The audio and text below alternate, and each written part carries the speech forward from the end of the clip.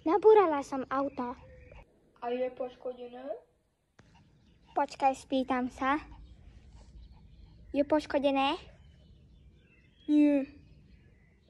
Potapač hovorí, že není. Čože? Mami, je tu myš. Idem.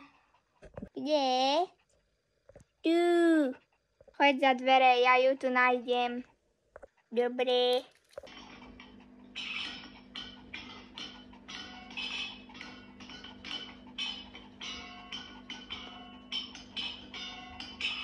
Už môžeš ísť, už tu nič není. Dobre.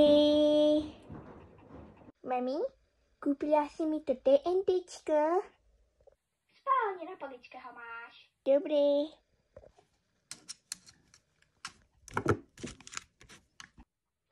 Ale o 10.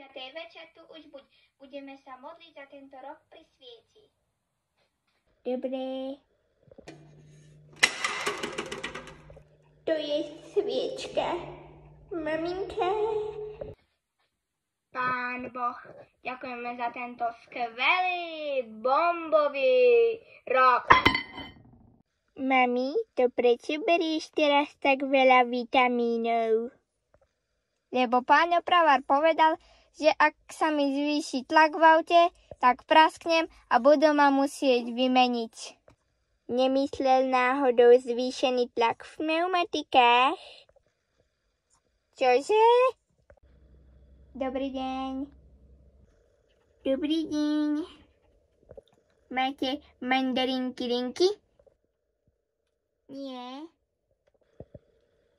A máte pomaranče ranče? Ani tie nemáme. A kde sú vaše kolegyne? Giny. Tam vzadu oddychujú. Chujú.